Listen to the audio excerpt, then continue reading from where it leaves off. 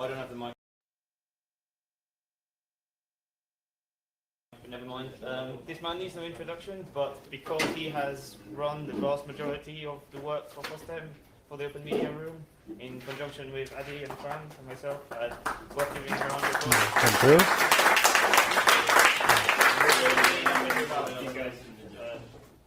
So it's Christophe Massiot, and he'll be talking about Upipe, a very interesting project that we work on as well. So thank you, Kiran. Maybe I should have changed my T-shirt because I'm not the dev room person now, but I'm the company person now. But they told me not to do that in front of the camera, so it was too dangerous.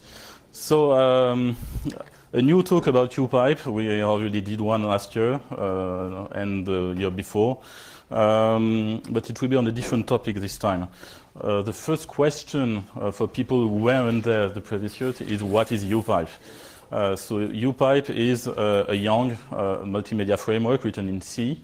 We started in 2012, so that means we're quite young. Well, not as young now, but still quite young compared to similar projects who were born in the 1990s. That means we have, of course, a lot fewer modules, fewer support, but also we have been able to make some educated choice about the technologies of today. So Upipe was initiated by my company, OpenHeadend, and some of my employees. But there are now 3 supporting companies, including Kiran's as well, who uses it. And last time I counted 7 contributors. The focus of Upipe is a bit different from what you can see with VLC or maybe GStreamer. We focus on reliability and efficiency and above all compliance. So that means we don't aim at playing any kind of file that's on the internet. If it doesn't comply to the standard it's supposed to comply to, we will say meh. We also focus on broadcast and professional applications. Actually, most of the use cases I have today are on the real world, in the real broadcast world, with real customers in the broadcast domain. The license of Upipe is MIT and GPL, so it's not both. Some modules are MIT, the core is MIT, the headers are MIT. The main pipes are MIT, that is what you need to build a pipeline, basically. Duplication stuff, sources, file source, file sync, UDP, and so on. All of that is MIT. We have some modules that are LGPL. That's mainly the code that deals with the codec format. So what we call the framers in our lingo. And also some support libraries are also LGPL, like libAV codec. So the code, the binding code is also LGPL.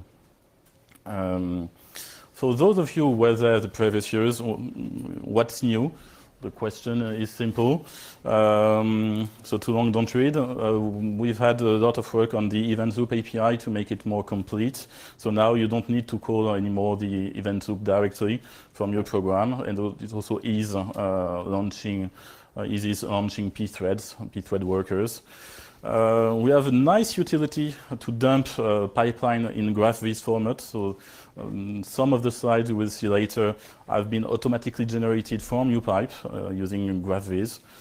You'll see that's quite nice, quite verbose as well. But the Lua-JIT bindings, I talked about them last year, but it's finally it's finally been merged in. So you can now write a Upipe client using just Lua.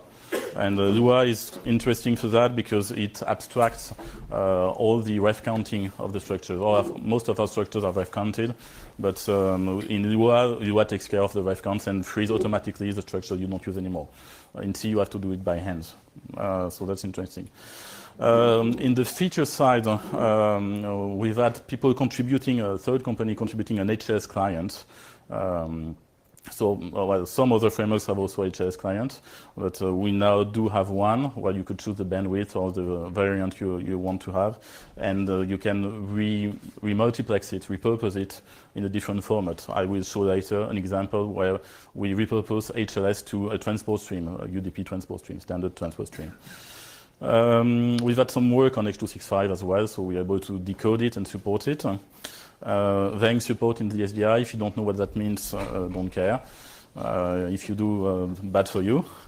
Well, I wanted to release pre-release number 5, but the work is not finished yet, but we'll probably do that in the next few weeks.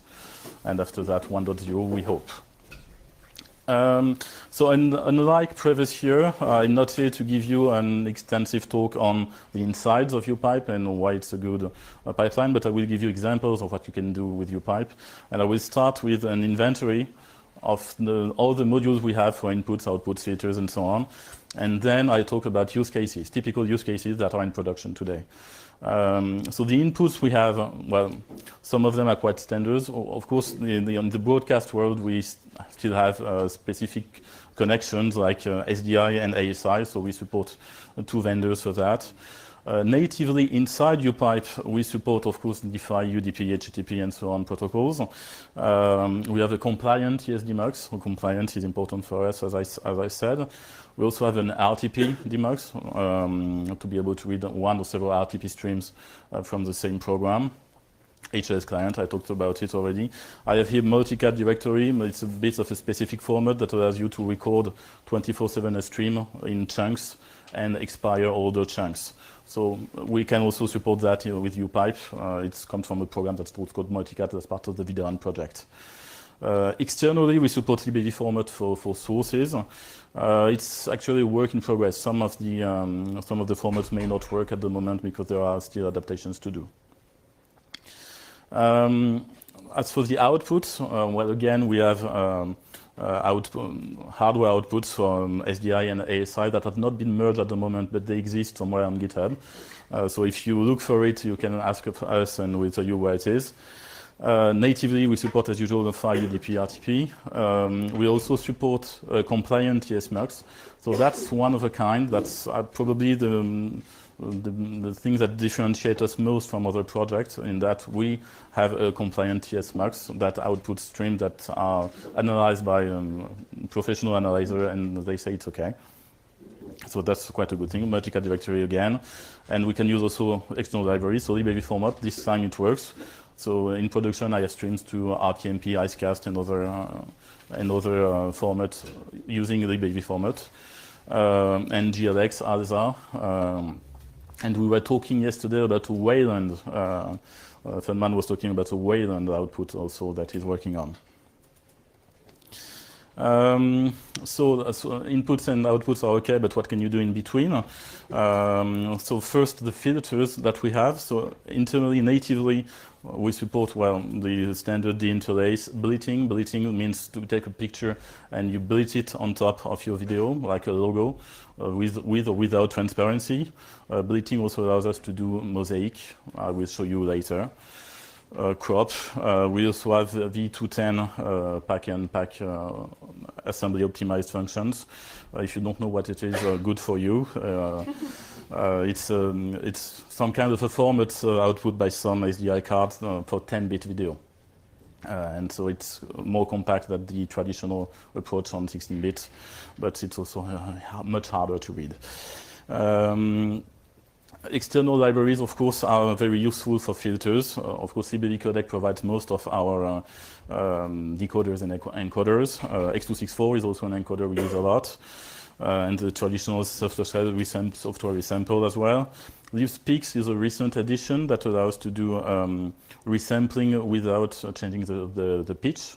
So it's actually much nicer for them in the broadcast world where you have to compensate for a drift, while you don't hear it. Thanks to libspeaks. And well, we also have bindings to libzvbi, but just for American subtitling system. Another important piece of our project is what we call the framers. So the framers are analog to what EV codec calls the parsers. So that's basically a place where you have the knowledge about the codecs. So that's pieces of code that will parse the codecs, tell you this is a frame, this is a header for a frame, this is a 25 FPS stream, and interpolates the PTS from frame to frame and so on. But in addition to that, so it's not just a parser, but it also acts as what EV codec again calls bitstream filter that allows you to transform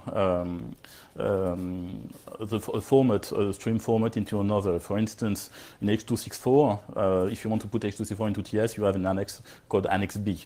That is, you put a start code in front of your structures.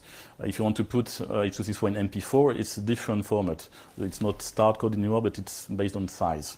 And so this transformation is dealt with by the framers in our project. We also have an interesting mechanism in which all of this is actually performed automatically without even you knowing it. So basically the sync talks to the previous pipes and say, I need Annex B. And so the framer will say, oh, I don't receive Annex B, so I will convert automatically. And we have support for, well, a few video formats, MPEG-2, H.264, and now H.265, that's a recent addition, a lot of audio formats, and subtitling systems, so teletext and subtitle and DVB subtitles. Why would you use Upipe for broadcast world? Well, we have several assets, in addition to those I already mentioned. Our clock system is actually one of the major points, as we said yesterday at the meetup. In Upipe, we keep actually 3 clocks for each packet: the original timestamp that was in the stream, a reconstructed timestamp that's always monotonously increasing. So the demux makes sure that it's always monotonously increasing, and that's what we could call the program timestamp. So it's basically the clock of the encoder, the guy that gives you the stream. And we have the system timestamp. So the system timestamp is based on the clock of your hardware, your machine. And so typically for display, you would use the system timestamp. Most of the projects only keep the system timestamp, but that means that if you have a drift, sometimes you have a shorter delay or longer delay, and so you don't only have 40 milliseconds exactly between frames, and that's a problem for some codecs. So that's why we keep all of those clocks. Also, the system timestamp, I said it was the system time. That's not completely true. Usually it's get time of day or clock get time, but there are also use cases where it's interesting to get the clock of a hardware clock, like on the ASI or SDI card. And that's the use case we have in reality. So we can replace all of these by any other hardware clock if you want. In Upipe, everything is dynamic. That means the model of Upipe is transport stream. So in transport stream, you can have new elementary stream. You can remove an elementary stream at any time. So you can have subtitling arriving all of a sudden. So everything has been built in Upipe to allow for automatic forking of a new decoder, a new parser, and so on, if needed. If the interface, if the user wants it, of course. But so the framework allows that. We also have efficient threading. You decide where you put the threads, not our framework. So if you have a thread, let's say AV codec, usually you want to deploy to another thread, you just create what we call worker, and it will move to another thread. If you don't want it for some reason, because for instance you're very low latency, you can work with no thread at all. The framework allows that, as long as your core is enough, of course, to do all of that.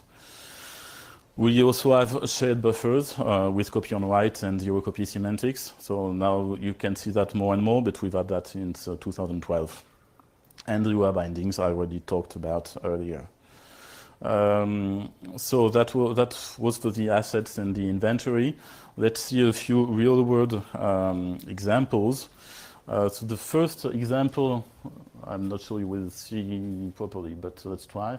The first real-world example I have is some kind of a player. So it can be a player on your PC, but it can also be an IRD, an integrated receiver decoder, like in the professional world. So these graphs have been made by the Upipe dump API that I talked about earlier.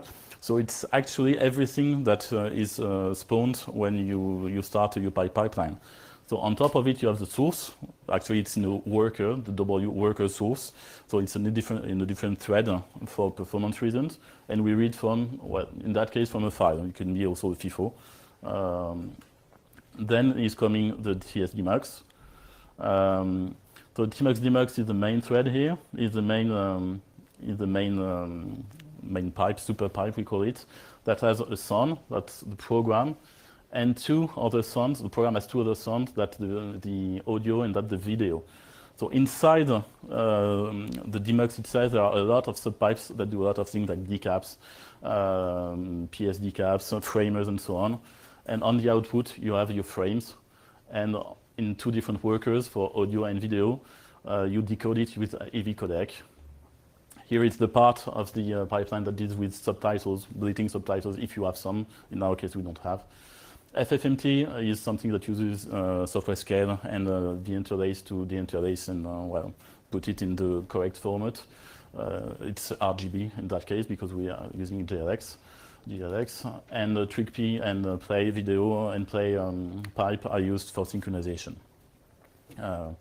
So it looks and the audio is also on its own thread, so that's why it's a worker. I'm not sure if you can see it properly. I don't see it in that distance, but I hope so.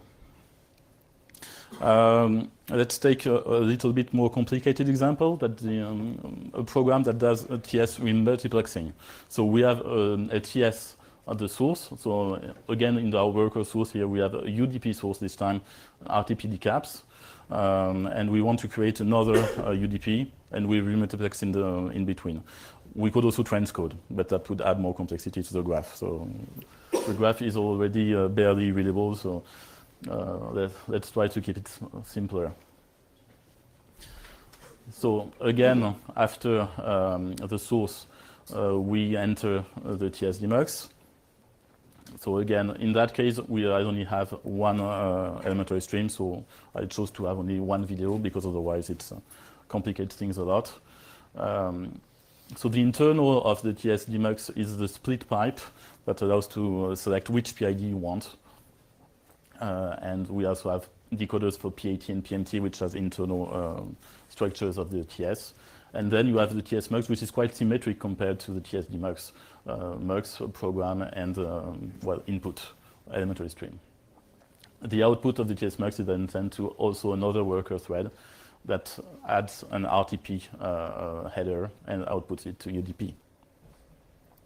The last use case, because I'm running out of time, is a quite nice application we use in my company for recording. So I simplified it a lot because otherwise it would be too big to display on the screen. But basically, we have an application where we receive a stream from UDP again, UDP RTP. We record it immediately as TS, but at the same time, we decode it, so demux it, decode it, to get some frames, the key frames for thumbnails. And we recreate JPEGs from the thumbnails. So here you see a dub pipe that one is directly written to the disk, and the other is sent to the TS demux again. So now you're used to it. And at the output of the TS demux, we have a bit more pipeline. Between the arrows, you can see the types, but it's a bit... so AV codec, the interlace, because for JPEG you wanted an interlace. And this pipeline here is ad hoc, creates sums out of the frames we've selected. And we record it with AV codec encoder, this one, for JPEG, and write it with a file sync to a file. Okay, last use case, but this time I won't show you a graph because it would be enormous. It's a mosaic. So this is, for instance, a mosaic we have at work. So this is a real-life example. So basically all of this is done with Upipe, using a pipeline per input, outputting 2 bleed functions, so bleed pipes, that will bleed each of the thumb to a single picture. And so normally it's also live. This is also for the audio, so that's a nice contribution by OBS. It moves with your audio level. So all of this is done with a Upipe pipeline. Other use cases that we have in production that I did not have time to talk about here. So IRD, of course, we have a company using that from TS. We could also imagine it from HLS. Live encoder, live transcoder to TS or to RTMP, IceCast, anything that AV format support, basically. File transcoder, that's something like we have in our company as well. We from TS usually to MP4. That's a typical use case for us. We also have an MPTS mux. That's a product from my company as well, entirely based on Upipe and the TS mux that you've seen earlier. It would be quite a large workflow to show, but it works with Upipe. And also something we demonstrated actually at the IBC last year is a cloud system with overlay. So we've just played out files, decoded files, and added a logo that moves, and a banner, and a picture inside of a picture in picture, and so on. I think I'm right on time for some question, Kiran. Okay. Any questions? Manuel? Yes. I just wanted to, you mentioned HTTP. Is it compatible with HTTPS? So you said I talked about HTTP, but is it compatible with HTTPS? At the moment, I don't think so, because the company that provided it doesn't use it. So. All right, the third party work with you. Yes, it's a nameless network operator. I'm not sure we can say who it is, who contributed that part to us. And they did HTTP, they did AES, also unscrambling for if the stream is scrambled. AES encryption is available? Yes, it's already merged in. It also supports whether you have the audio inside, mixed with the video, or a separate file variant. I don't know how you call it in your M3 or U8.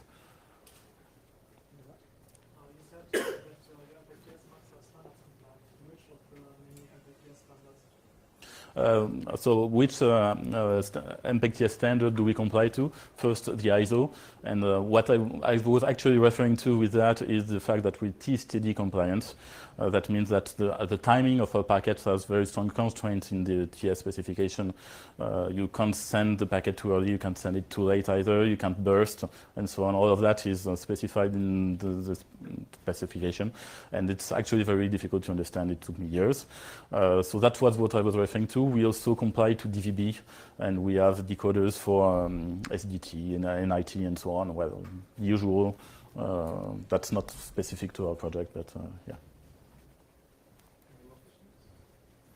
The use cases, do you have the code for those samples online, or is it? The use cases for? Yeah, have you published the code for the use cases that you showed? So have we published the code for the use cases? Some of them are online. So the player basically is an example that we call Uplay. That's in the example directory of the Upipe repository. So if you want to see our code, it's on GitHub. So the player is the transcoder. The TS3 mux is also it's a test unit actually called Upipe TS test that we use to test that our demux and mux don't change behavior from release to release. The third one was the recording. Is not. It's actually not published yet. Probably at some point we will, but not so far.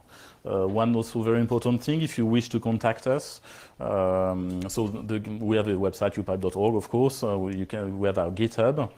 And if you wish to talk to us, the best is to come to our IRC, Upipe on Freenode. We also have a mailing list, but usually when I say that, Kiran laughs.